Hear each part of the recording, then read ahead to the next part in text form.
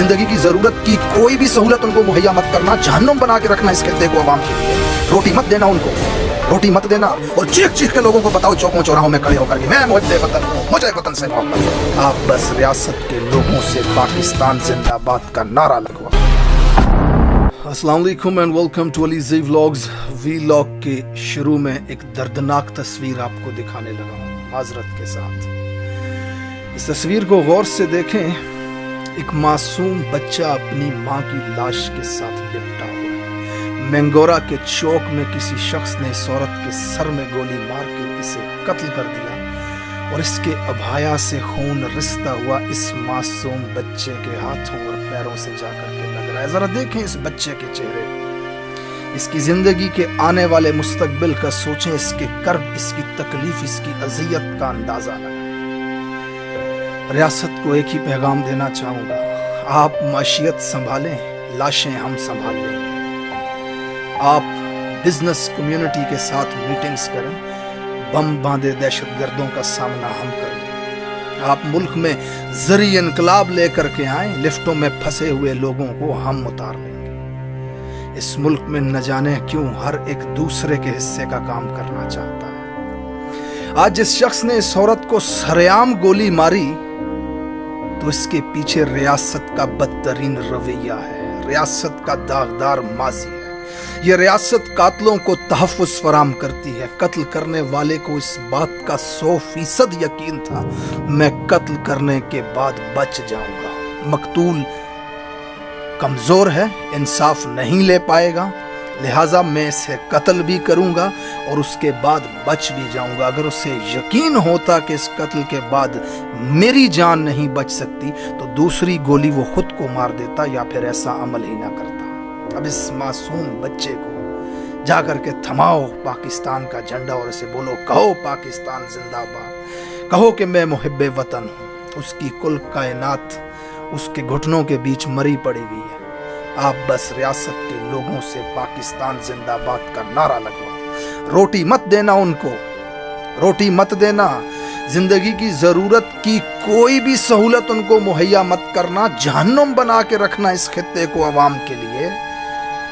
जो हाथों पे छाले चढ़वा करके वो पैसे कमाते हैं, उस पैसे से वो अपने बच्चों के लिए रोटी लेके आए, इससे पहले तुम बिलों में जबरदस्ती उनसे छीन लेना वो रकम भी, लेकिन उनके हाथ में झंडा थमा के कहना कि हमारे इदारे, हमारी इमारत पे हमले की मजम्मत करो, पाकिस्तान जिंदाबाद का नारा लगाओ और चीख चीख के लोगों को बताओ चौकों चौराहों में खड़े होकर के मैं मुहिब्बे वतन हूँ, मुझे वतन से मोहब्बत है।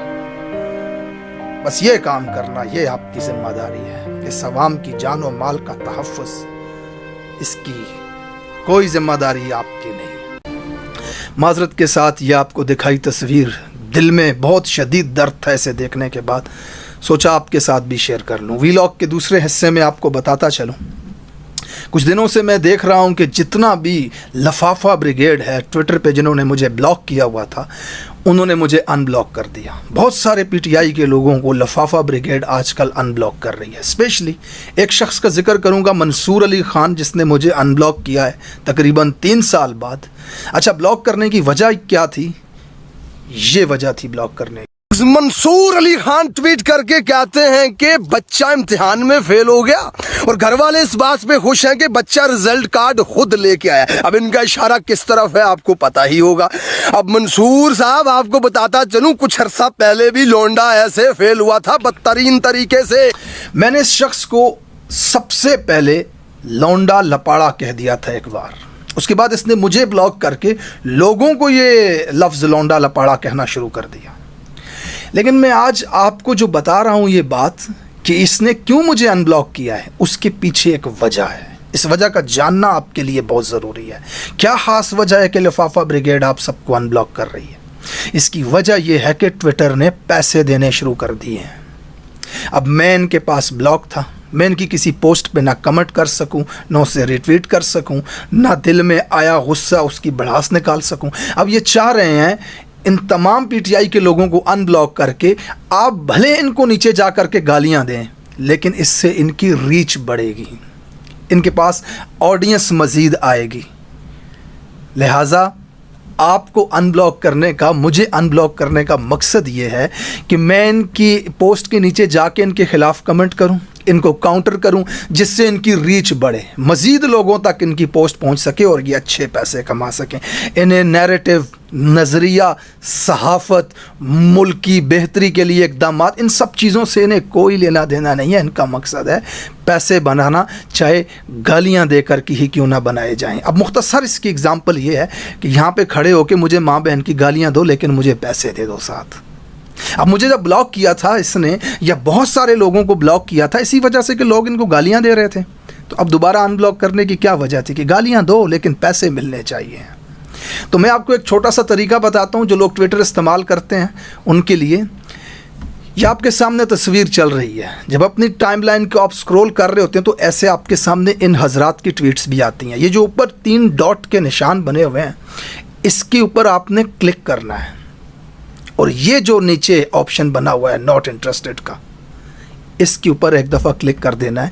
دوبارہ اس کی پوسٹ آپ کے سامنے نہیں آئے گی. اور جیسے ہی بہت سارے لوگ سیم یہی ری ایکشن کریں گے ان کی ٹویٹس کے نیچے, ان کی پوسٹوں کے نیچے, تو پھر ٹویٹر کا آرٹیفیشل انٹیلیجنس جو ہے ٹویٹر کی, اس کا جو الگوریدم ہے, اسے پتہ چلے گا کہ یہ شخص کوئی بہت ہی بیہودہ قسم کا کانٹینٹ دے رہا ہے جس کے اوپر بہت سارے لوگوں کا یہی ری ایکشن ہے. لہٰذا ان کی ریچ خود بہت زیرو ہو جائے گی. ان کا بیانیہ, ان کا پروپیگنڈا, ان کی جو باتیں ہیں وہ لوگوں تک پہنچیں گی ہی نہیں. جو جھوٹ, جو مغلظات یہ ٹویٹر پہ بیٹھ کے بکتے ہیں. سو یہ آسان سا طریقہ ہے, اس کو دوستوں کے ساتھ بھی شیئر کریں, لازمی یہ چیز کیا کریں. اور منصور علی خان, آپ نے اگر مجھے ان بلاک کیا ہے تو یہ آپ نے اچھا کیا ہوگا, لیکن میں کل بھی آپ کو یہی کہہ رہا تھا, میں آج بھی آپ کو یہی کہوں گا کہ اگر آپ حقیقی طور پہ صحافت نہیں کریں گے, کسی کا لکھا ہوا اسکرپٹ پڑھیں گے, تو میں کل کی طرح پھر آپ کو کہوں گا کہ PMLN یا سیاسی پارٹیوں کے آپ لونڈے لپاڑے ہیں. Thank you so much for watching this video. ملتے ہیں دوسرے ویلاگ میں.